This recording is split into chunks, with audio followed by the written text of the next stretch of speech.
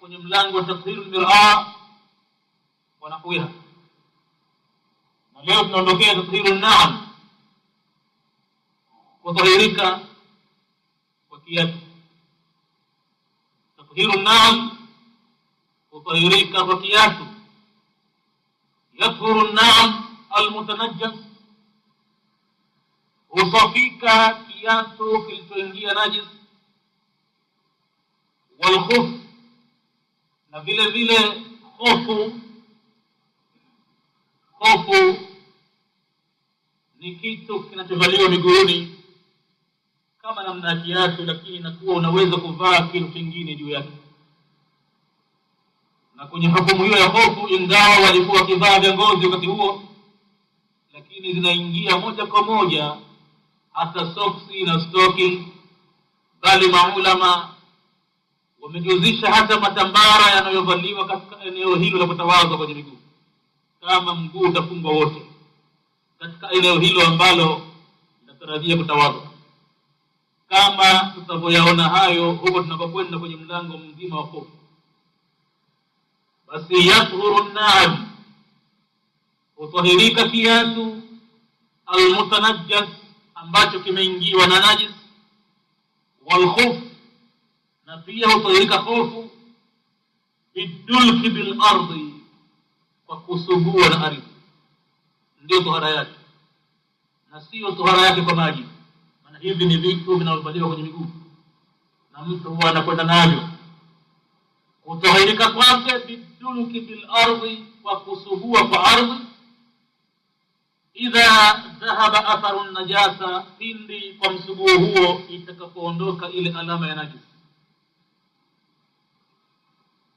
Lihadithi Abi Huraira radhiyallahu anhu, na hayo yamekuja dalili yake kutokana na hadithi ya Abi Huraira, Mwenyezi Mungu amradhi, anna Rasulullah sallallahu alayhi wasallam qala, ya kwamba mjumbe wa Mwenyezi Mungu amesema, idha waqi'a ahadukum bina'alihi al-adha, pindi atakapokanyaga mmoja wenu kwa kiatu chake uchafu au najis, fa inna turaba lahu tahurun, hakika ya mchanga kwake ndiyo chombo cha kujitahirishia.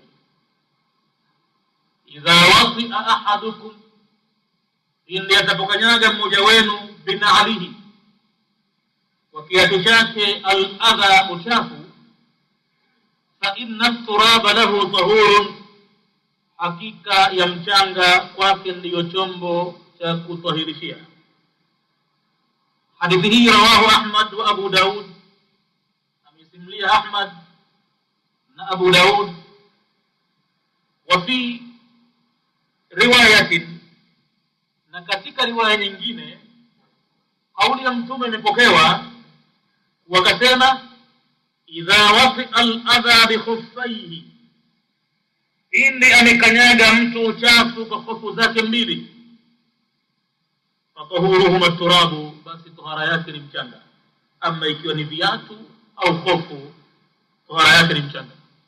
Hadithi ya mwanzo imekuja idha waqi'a ahadukum bina'alihi al-adha, na hadithi ya pili imekuja idha waqi'a al-adha bi khuffaihi, fatahuruhuma at-turabu, basi tohara yake ni kwa mchanga. وعن أبي سعيد، نكتكنا عن أبي سعيد أن النبي صلى الله عليه وسلم قال، يقام بمجمع منيزين ومسيما، إذا جاء أحدكم المسجد، إني أتكفكوجا مجاوين مسكتيني، فليقلبنا عليه، بس نأفندوه بيتوجاكي كتزمت شيني أنا كنياغا بني.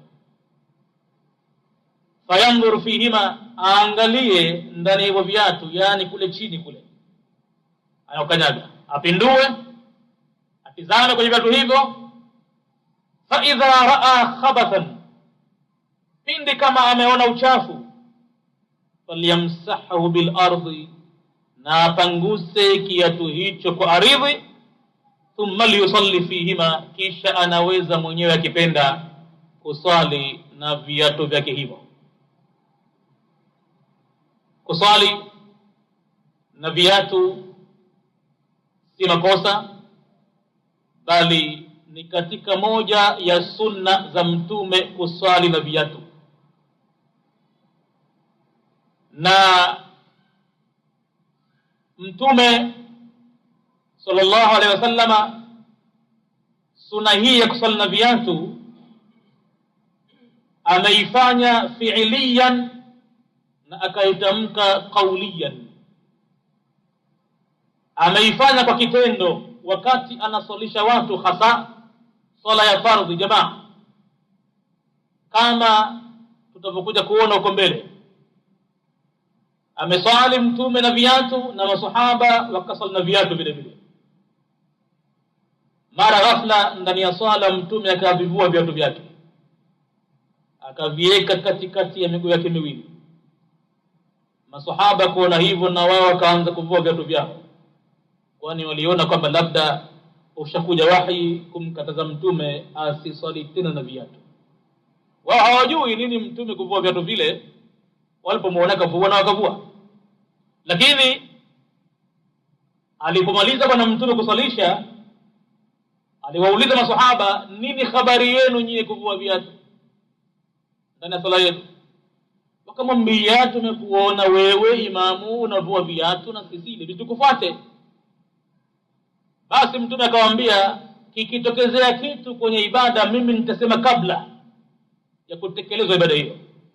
Ama mimi mliponiona ninavua viatu, alikuja Jibril akanipa habari kwamba katika viatu vyangu mna najis, mna uchafu, na kwa kuwa nimo ndani ya sala pale sina nafasi ya kusugua kwenye ardhi, basi nikavivua viatu vile nikaviweka katikati ya miguu miwili.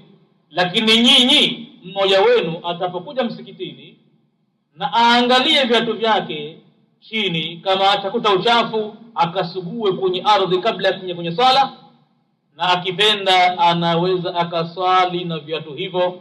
Mtume ikawa sunna hii ikaifanya kwa vitendo, na kisha akatoa na matamshi vile vile, kama katika hadithi iliyokuja, khalifu yahuda, nendeni kinyume na mayahudi, fa innahum la yusalluna ala ni'alihim, kwa sababu mayahudi hawasali na viatu vyao. Nendeni kinyume waislamu na mayahudi, kwa sababu mayahudi wakiswali wao kwao hakuna kusali na viatu, nendeni kinyume nao. Inaonesha kwamba sunna yenyewe ni sunna yenye nguvu muakkada. Lakini sunna ndiyo sunna, si kama imeambiwa hapa ni lazima mtu asali na viatu, bali ni sunna kusali na viatu. Lakini isije ikaeleweka kwamba watu wamekusha pata fatwa kusali na viatu ndiyo. Kwa hakika kwenye sheria hawezi mtu kutoa makosa. Wala ukimuona mtu mgeni pengine kaja hapa kaingia na viatu vyake ndani ya msikiti, usije ukashangaa. Watu wameisoma dini, wanaijua vizuri, madhali kwenye viatu vyake hamna najisi, ataingia humo atakanyaga sali navyo, na huwezi kumwambia kui. Bali kama utamshangaa na uanze kusema naye na pengine mwambie toka humo, basi utajitafutia matatizo, kwa sababu atakutaka fatwa na huwezi kumtolea fatwa inayomkataza asiingie na viatu msikitini. Lakini sisi tuna wajibu wa kutumia akili na maarifa, isije ikawa fatwa nyingine mtu atakuzitumia kwa maonyesho labda au ria, au pengine kila atachokikuta aanze kuchukulia hatua bila ya kupata ile namna yake, njia gani nifanye. Bila shaka akiingia mtu msikitini hatuwezi kumtoa makosa, ila ni jambo la kutumia akili, wala sio sababu kuwa msikiti wa mtume ulikuwa hukutandikwa, yetu imetandikwa, ndio sunna ile haifai kufanywa. Hapana, inaweza ikafanywa wakati wowote, kwani mtume hakuweka hususia kwamba hii itafanyika wakati wangu tu au kwenye msikiti ambao hukutandikwa tu. Hata msikiti na uwe umetandikwa chochote kile, lakini kama watu wenyewe wamekubaliana katika msikiti kuweka maridadi, wametandika zulia, majambi na hivi na hivi, Na kama utajiona peke yako ndo mwenye viatu, naweza kutumia akili kabisa, na unaweza kuwapima hawa watu hawa wanaifahamu fatwa hii hawaifahamu. Basi kama unagundua kama hawakusoma kitu, iqtadi bi adhafihi, ni afadhali bora ukafuata udhaifu wao kuliko pale kuja kuwa mkangumi ndani ya msikiti. Mara baada mkangumi, pata mkangumi bwana. Unasali kuweka mikono juu ya kifua tu na unapata dalili ya Mtume sahihi, hakuna hadithi nyingine akwa kuliko hiyo. Hawezi mtu kutoa dalili kubwa zaidi kuhusu pahala pa kuweka mikono ndani ya sala kuliko kifuani, juu ya kifua. Na kuna baadhi ya misikiti ikionekana hivyo gomvi mkubwa, kuweka mikono kifuani tu. Au kusali kwenye tahiyatu ukawa unatikisa kidole tu. Katika baadhi ya misikiti ukiingia gomvi mkubwa, na hali ya kuwa hadithi zipo, sunna ipo sahihi ya kutikisa kidole mtu katika tahiyatu mpaka atoa salamu. Kwa hivyo unaweza kuwapima watu na imani yao na ujuzi wao wa dini. Sisi kwetu hapa kama ataingia mtu msikitini ni kwamba msimshangae, na fatwa ndo kama zilivyo hivi. Sasa mshakuwa wasomi, mnasoma, na kama huna kitabu unasikiliza kwa makini kabisa, unafahamu. Anaweza kaja mtu hapa kunyana vya msikitini ni kwamba ana haki hiyo kwa hakika, si yeye tu na wewe pia vile vile. Lakini sio jambo hili mtu kishalipata kwamba watanitambua sasa, sio hivyo. Mambo yenyewe hivyo ndivyo ilivyo. Basi kuanzia leo mimi nitasali na buti, ni kwamba utatafuta ugomvi, na khalafu ile hikma ya da'wa utakuwa hukuielewa, na pengine kama wewe ndio chanzo cha kuharibu ule umma kwa jambo dogo, kile dogo sana. Hapa haikuelezwa kwamba kuswali na miguu chini ni makosa. La, si makosa, bali kusali na viatu ni katika sunna vile vile. Tena sunna yenyewe ni sunna muakkada, sunna ambayo ina kitendo cha Mtume. Na pia walipovua watu viatu, kwa kuwa Mtume kavua, aliwauliza Mtume, mbona mmevua viatu hivi? Sisi tumekuwa unavua tukavua. Hapana, mimi kaja Jibril alikuja kuniambia katika viatu vangu na uchafu na mkavua, singevua. Bali nyinyi mmoja wenu katika msikitini na apindue kiatu chake chini, tazama kama ataona uchafu akasugue kwenye ardhi kwanza mpaka ahakikishe uchafu umetoka, hamna taharufu, na anaweza sallallahu bwana. Katika hadithi nyingine Mtume anasema khalifu alyahuda, nendeni kinyume na mayahudi, fa innahum la yusalluna fi ni'alihim, kwani wao mayahudi hawasali na viatu vyao. Utaona sunna hii ni sunna yenye jambo la kuhimizwa, sunna ya kupoteza, sunna kweli. Nyumbani kwako katika baadhi ya siku unaweza kuiruka kwenye qiyamul laili na viatu vyako kusali navyo kwa kufuata sunna hii.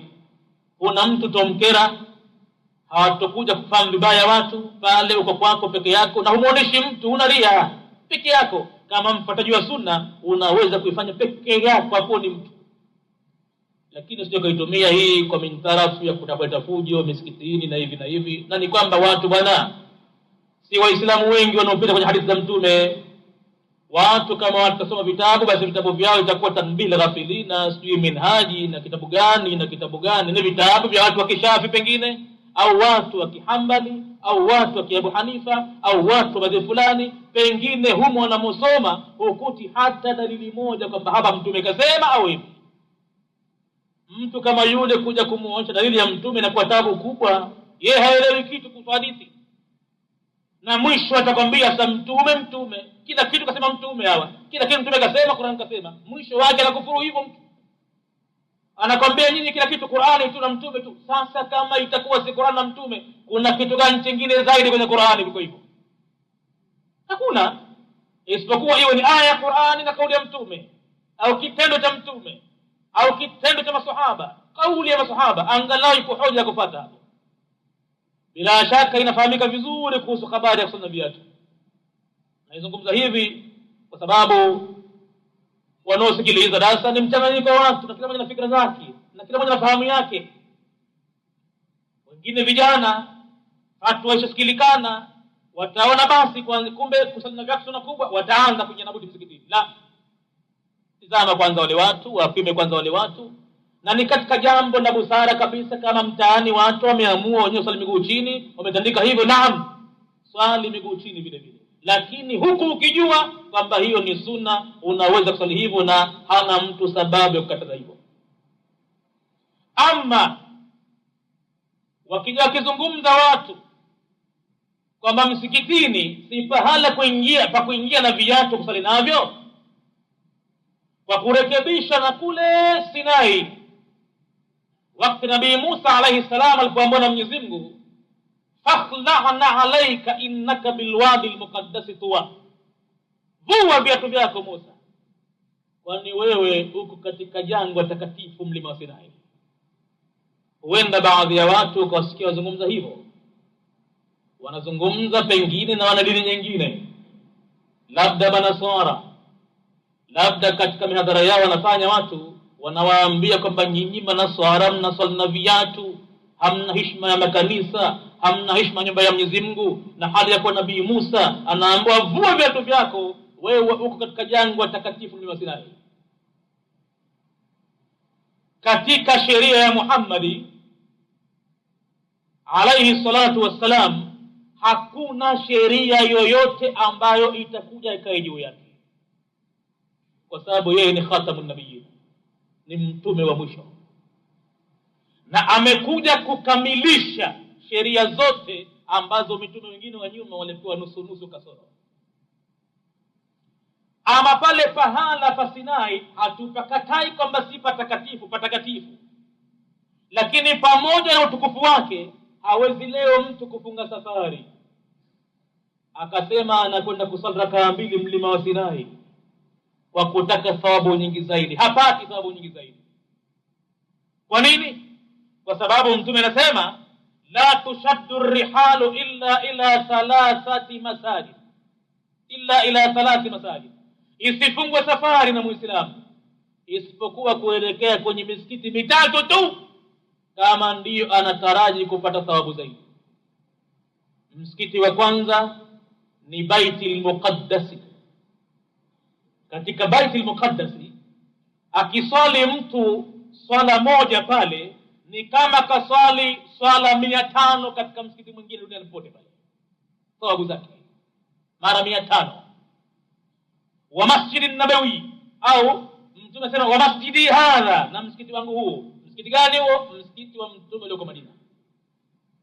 Swala moja itakayoswaliwa pale msikiti wa Madina ni kuliko swala 1000 itakayoswaliwa pale pote duniani. Wa Masjidil Haram, na msikiti mtukufu wa Maka, swala moja itakayoswaliwa pale Baitul Haram, yani Maka kwenye Kaaba, ni kuliko swala 100,000 zitakazoswaliwa katika msikiti mwingine duniani. Hakuna ruksa ya Muislamu kufunga safari yake kwamba ninapatia pahala penye thawabu zaidi, hata kwenye mlima Sinai vile.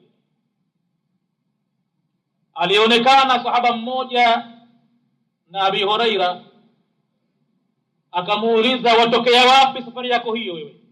Akajibu ninatokea Sinai. Kuna nini? Nimekwenda kusali rakaa 2. Akamwambia hata ningekukuta kabla ya kwenda Sinai ningekuzuia. Huwezi kufunga safari Muislamu kwenda popote kwa kukupatia thawabu kwa ajili ya swala ila kwenye misikiti 3 tu. Sinai ni pale patukufu katika wakati wake. Nabii Musa kapewa utume pale, Nabii Musa kasemezwa na Mwenyezi Mungu pale. Lakini maneno ya pale fakhna'na alaika huwezi kuyachukua ukayapambanisha na sheria ya Nabii Muhammad. Sheria ya Nabii Muhammad haikaliwi na chengine chochote juu yake. Al-yawma akmaltu lakum dinakum. Wakati mtume yuko Arafa uwanjani pale ana hijjatul wada'i, hija ya mwisho ya kuaga, imeteremka aya inamwambia au inawaambia Waislamu, leo nimekamilisha mimi dini yenu. Maana kukamilika ni kwamba haitokuja sheria nyingine tena ikakaa juu sheria ya Muhammad. Wa atmamtu alaykum ni'mati, na nimetimiza juu yenu neema yangu. Wa raditu lakum al-islam dina, nami nimesharidhia kwenu nyinyi Uislamu hivyo mtume alivyouleta ndivyo ulivyo. Mungu ameridhia. Kwa hivyo madama ameridhia Mwenyezi Mungu kwa sheria ya Muhammad, ikiwemo ndani yake kusali na viatu msikitini, yoyote mwingine kasirika anakuwa si lolote chochote.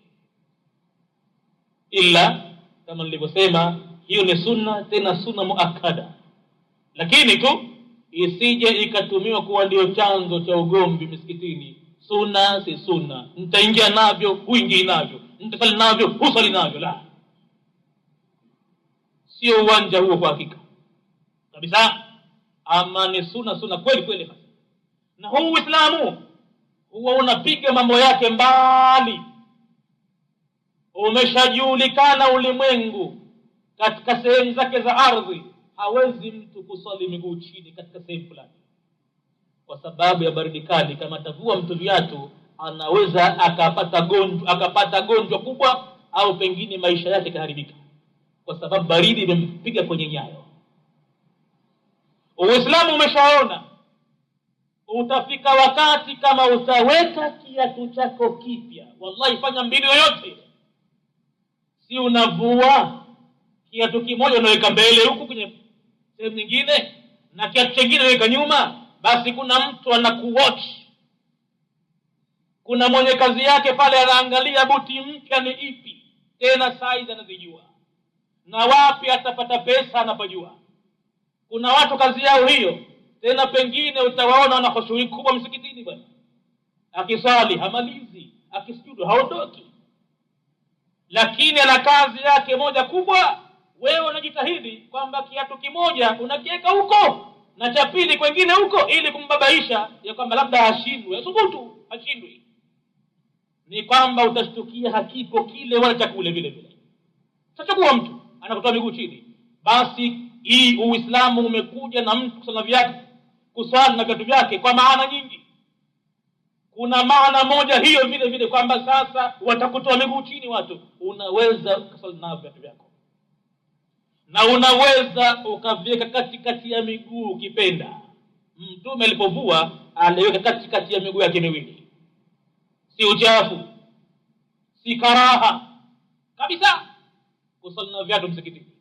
Kitu muhimu kwako ni kuangalia chini ya viatu nini safi, ama kikiwa kichafu utafanya makosa. Mtume anasema falyuqallib na alayhi, na apindue viatu vyake, fayandur, aangalie, akiona uchafu akasugue na mchanga, tohara yake ni mchanga kwa hakika.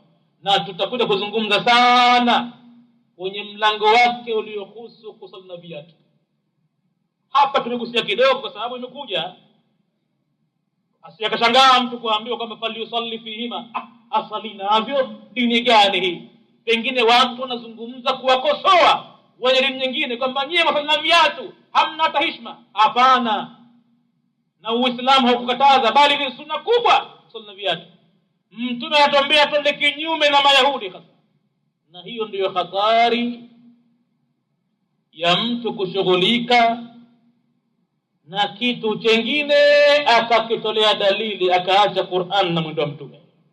Watu wanatolea dalili kwa sababu kwenye Biblia wamekuta kwamba Nabii Musa anaambiwa vua viatu vyako Sinai, akaenda akachukulia kule kwenye Biblia, ana apply sheria ile katika Uislamu. Atapatabu sana mtu, na anaweza akautukanisha Uislamu vibaya sana.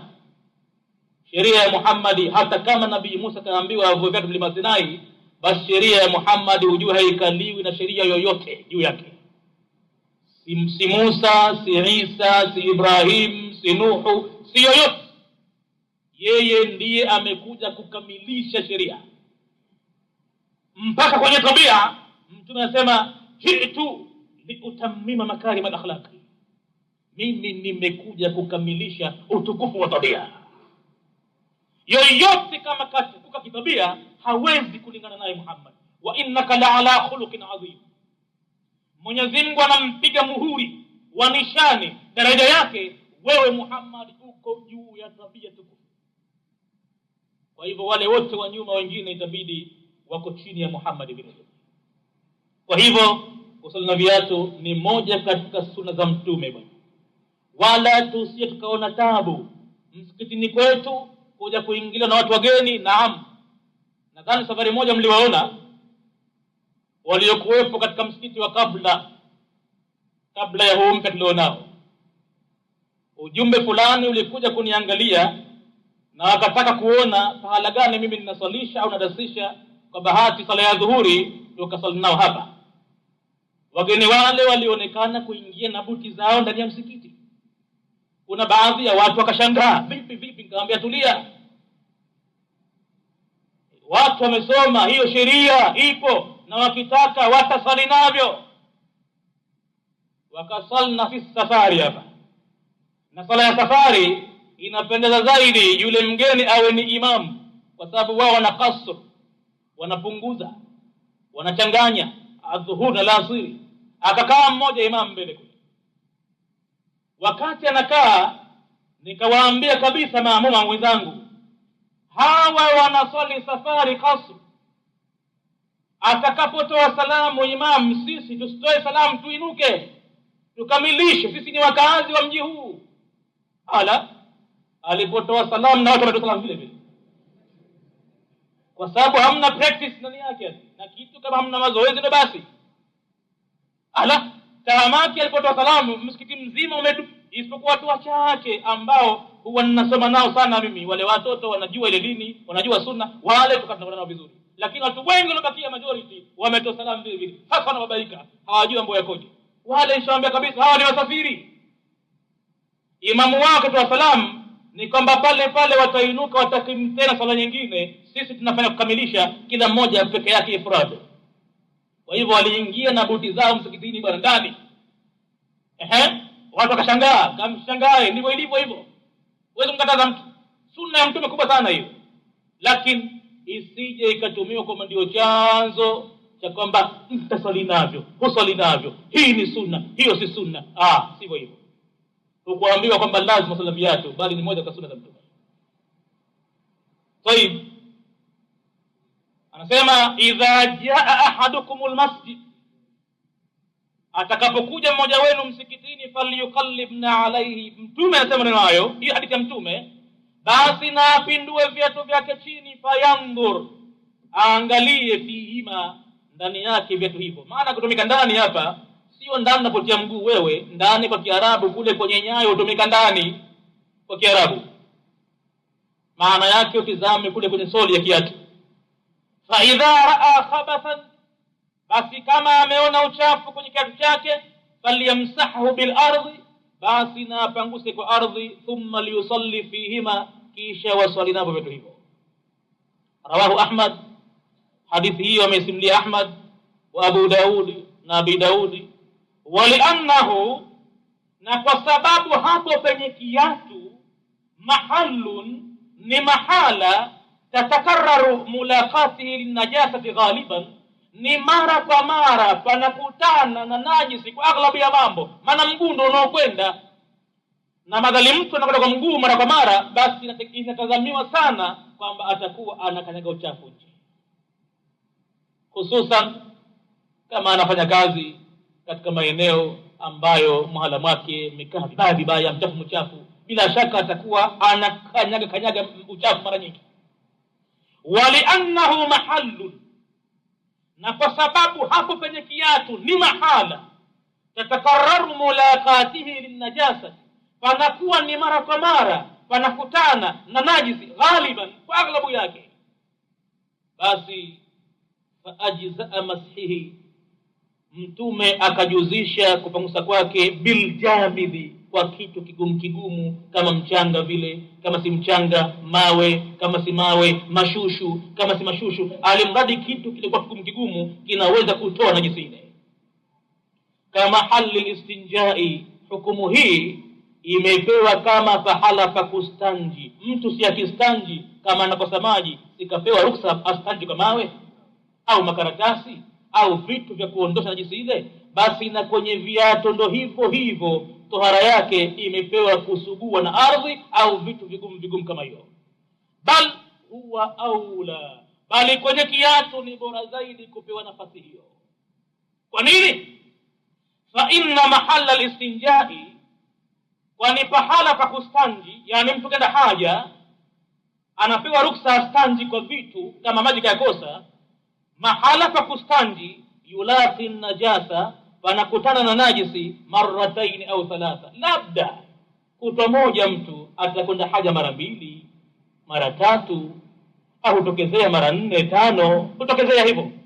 lakini kwenye hali ya kuwa najisi yake inapatikana mara 2 au 3 au 4, lakini kwenye mguu hata mara 20 kwa kutwa moja mtu anakanyaga uchafu. Fawaidun, sasa zinafuatia faida. Takthuru alhajatu ilaiha, zimekithirika haja sana kwenye faida hizo watu wazijue. Kabla ya kuacha mlango wa najasa huu, mwisho Ustadh Said Sabiq, muandikaji wa kitabu cha Fiqh Sunna, ameweka faida maalum, faida ambazo takthuru alhajatu ilaiha, zimekuwa haja ni zenye kukithirika sana kwenye faida hizo, yani ile haja yake watu wanaitaka sana faida zake. Ni faida ambazo haja yake faida hizo imekuwa nyingi mno.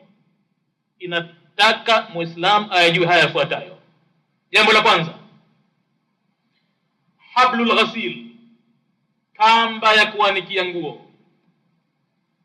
Yunsharu alaihi thawbun najas, kwa mfano imetokezewa kuanikwa juu yake nguo ambayo ilikuwa na najis, kakojoa mtoto, nguo ile ikawa imetandikwa juu ya kamba.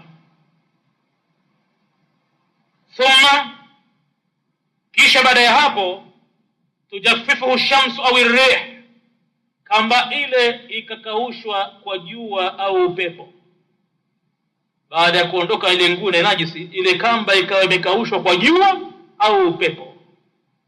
Anasema Said Sabiq, la ba'asa, itakuwa hapana ubaya wowote, binashri thawbi tahir, kuja kuanika nguo iliyo safi kwenye kamba ile, alaihi, juu yake, baada dhalika, baada ya mkauko huo.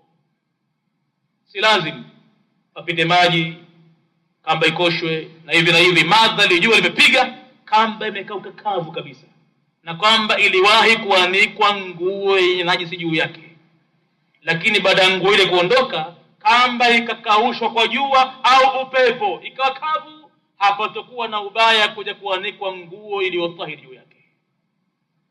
Hiyo ni faida ya mwanzo. Ya pili, lau saqata shay'un ala almar'i, lau kimeanguka kitu kumwangukia mtu. Lau saqata shay'un ala almar'i, laiti kimeanguka kitu kumwangukia mtu, la yadri, na huyo mtu hajui, hal huwa ma'un au baulun, hicho kitu kilichomwangukia ni maji au mkojo. Kapita pahala hivi, labda kwenye nyumba za ghorofa, kimeanguka kitu juu ya bega lake, anahisi maji, lakini hajui, hana hakika kwamba kilichomwangukia ni maji au mkojo. Basi la yajibu alaihi an yasala, si lazim juu yake kuuliza, jamani hicho kitamko kitu gani huko, mkojo, maji hayo? Si lazim. Na ikisema si lazim, haina maana kwamba si ruhusa kuuliza. Watu wengine ufahamu hivyo, anafahamu kama kwamba si ruhusa kuuliza. La, akipenda mwenye tauliza, si achukua taklifu mwenyewe na wasiwasi bwana, mbona hivi maji haya? Kama achukua tabu mwenyewe kuulizia haya, na aulizie, akijibiwa tena atajua mwenyewe kwamba kumbe ni mkojo, pengine itabidi arejee nyumbani, na nyumbani mbali, na saa za Ijumaa zishafika, huenda akakosa Ijumaa pengine. Si lazim kuuliza. Na ikisema si lazim kuuliza, sio kwamba si ruksa kuuliza, la yajibu, yani si lazim. Kama atauliza hakufanya makosa namna hiyo. Lau sakata shay'un ala almar'i, lau kama kimeanguka kitu juu ya mtu, la yadri hal huwa ma'un au baul, hajui yeye kitu hicho kilichoangukia ni maji au mkojo, la yajibu alayhi an yas'ala, si lazima juu yake aulize. Falau sa'ala, na lau kama aliuliza vile lam yajib ala almas'uli an yujibahu, si lazim vile kwa aliyeulizwa kumpa jawabu. Akitaka atamjibu, kama hakutaka atajiendea zake. Hivyo ndivyo sheria ilivyo, na dalili zipo kabisa, kama ulivyoona kule tunakotoka, wakati Mtume alipopita na Saidina Umar kwenye hodhi. Sikataka kujua Saidna Umar, bwana katika hodhi lako hili wanafika wanyama porini hapa kunyama, akaambia usitujibu kitu. Huyu ni mtu mutakallif, anataka kutia hukumu kwenye dini, usitujibu kitu kwenye hodhi sisi. Yule alikuwa ni mtume wa Mungu pale. Saidna Umar anataka kujua, washapita wanyama kuchafua maji pale, haikuhusu kitu. Laha ma hamalat fi butuniha, wanayo wenyewe waliwachukua katika matumbo yao. Wala na ma baqiya sharabun wa tahurun, na ni yetu sisi kilichobaki kwa kunywa na kutawadhia vile vile. Fatwa hii imetolewa kule. Kwa hivyo na yule aliyeulizwa naye vile vile, falau saala, laiti kama atauliza yule mtu aliyoangukiwa na kitu, lam yajib ala almas'uli an yujibahu, si lazima kama atapenda kumjibu haya, lakini si lazim kwa aliyeulizwa kumjibu yule mtu ni kitu gani kimeangukia. Walau alima annahu najasun, hata kama anajua aliyeulizwa kwamba kilichomwangukia ni mkojo wa mtoto likojoa mkia mkojo, basi si lazim kumjibu, anaweza kumnyamazia kimya. Wala yajibu alayhi ghaslu dhalika, na wala huyu aliyeangukiwa na hicho kitu si lazim juu yake kwenda kukosha madhal hana hakika, na kama mwenye na wasiwasi tu hiari yake. Na ikisema kwamba si lazim, si kama akaenda akikosha kufanya madhambi, la, akaenda mwenye kukosha hiari yake, lakini si lazima kufanya vile. Wala yajibu alayhi ghaslu dhalik, wala si lazima juu yake kwenda kukosha kitu hicho ambacho hana hakika nacho nini kimwangukia, mkojo au maji, si lazim kwenda kukosha. Yeye si lazim kuuliza, na akiuliza aliyeulizwa si lazim kumjibu, na yeye mwenyewe aliyeangukiwa na kitu si lazim kwenda kukosha vile vile. Jambo la tatu, idha asaba rijlu au dhail, pindi kama kimeingia kitu kwenye mguu, au dhail au mkia. Tumesema mkia ni nguo ndefu ya mwanamke, sio mkia wa mnyama. Kila ukikuta dhail, basi maana yake ni nguo ndefu ya mwanamke ambayo inaburura chini, ikapewa jina kaambwa dhailul mar'a. Idha asaba rijlu au dhail, pindi kama mguu umeingia au nguo ndefu ya mwanamke, billaili, nyakati za usiku, shay'un ratbun, kitu kibichi, anahisi mtu kinanyekenya na la ya'lamu ma huwa, hajui ni kitu gani hicho, mnyekeno gani huo, hana hakika. Akijua masuala mengine, lakini tunazungumza hakijui kitu gani hicho, na pengine yuko kwenye harakati na kipindi kitaka kutoka za ibada, basi la yajibu alayhi an yashummahu, si lazima juu yake akinuse kitu kile. Kitu gani hichi? Akamatanusa si makosa, lakini sheria haimpi lazima achunguze pale kutaka kujua nini hichi, huu maji gani, maji isikuwa najisi. Si lazim kukinusa kitu kile ili akijue. Kama atakinusa si kama ni makosa, bali si lazima, la yajib. Wa yataarafa ma huwa, na ili apate kujua ni nini hicho. Lima rawiya, kutokana na yale yaliyosimuliwa, dalili yake anna Umar radhiyallahu anhu, kwamba Saidina Umar, Mwenyezi Mungu amwiradhi, marra yawman, alipita siku moja, fasaqata alayhi shay'un min mizabin, kikamwangukia kitu kutoka kwenye mchirizi wa nyumba. Mizab, mchirizi, sehemu zile ambazo maji hudondoka chini. Mizab, kuna sehemu fulani wafanya watu majumba yao, aidha wanaweka michirizi ya kopo na ninginia, au bati na tegwa hivi, mvua ikapiga basi maji yale yanamka chini vizuri, yani mchirizi. Fasaqata alayhi shay'un min mizabin, kikadondoka kitu juu yake kutoka kwenye mchirizi. Wa maahu sahibun lahu, na wakati huo Saidina Umar kafatana na mwenziwe mmoja. Fakala, yule mwenziwe akasema kuuliza, man amiril mu'minin, kaangukiwa na kitu. Yeye akaona mambo gani haya tena, ikabidi atoe sauti pale juu kwenye mchirizi ule yanakotoka maji yale. Sauti nasema hivi, ya sahibal mizabi, ewe bwana mwenye mchirizi huu, mauka tahirun au najas, haya maji yako aliyoanguka haya ni safi au najisi? Anauliza, manaki amiri almu'minin shamumkia uchafu. Sasa naona na hakijui kitu gani kile. Faqala Umar, Saidina Umar akasema sasa, ya sahib almizabi, bwana mwenye mchirizi huu, la tukhbirna, usitujibu huko sisi tunakwenda zetu. Akamziba mdomo, usiulize kitu kama haya, twende zetu.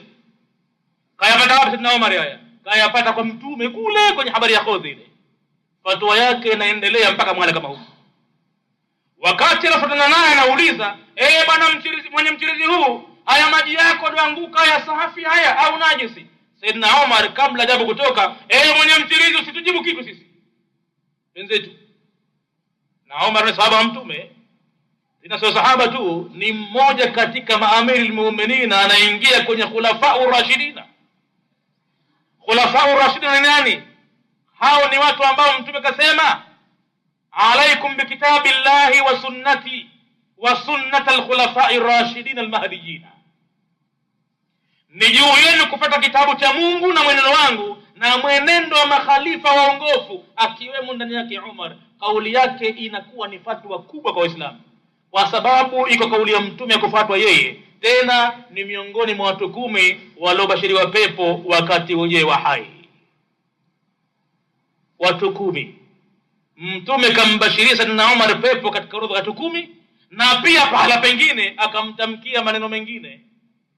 Siku walipokwenda kutembea kwenye mlima wa Uhud kufanya kumbukumbu ya kuwakumbuka wale mashuhada na kuwaombea dua pale waliouawa katika vita vya Uhud, siku ile mtume alipanda kwenye mlima ule akiwa yeye na Sayyidina Abi Bakar as-Siddiq, akiwa pamoja na Sayyidina Umar na Sayyidina Uthman bin Affan, watu 4 kwa pamoja. Walipanda kwenye mlima Uhud, mlima Uhud ukafanya kutetemeka kidogo. Mlima Uhud ukafanya kutetemeka kidogo. Bwana mtume akamwambia, ya Uhud uthbut, Uhud thibiti kama ulivyo, fa inna fawqaka nabiyyun, juu yako sasa hivi kuna mtume wa Mungu, wa siddiqun, na kuna mtu mwenye kusadikisha mambo ya Mwenyezi Mungu, wa shahidaini, na kuna mashahidi 2. Anabashiri kwa Saidina Umar kwamba atauawa kwa ajili ya Mwenyezi Mungu shahidi. Na naam, kauawa wakati anaswalisha sala alfajiri, kapigwa jambia lenye sumu ndani ya sala alfajiri. Wa shahidaini, na mashahidi 2, an-nabiyyu huwa Muhammadun sallallahu alayhi wasallam, as-siddiq huwa Abu Bakr as-Siddiq, wa shahidaini, amma shahidu al-awwal fa huwa Umar, wa shahidu ath-thani Uthman ibn Affan. Na wote hawa kama kauli ya mtume, kila mmoja kauawa kwa ajili ya Mwenyezi Mungu. Kwa hivyo kauli yake Saidina Umar inakuwa ni fatwa kubwa sana.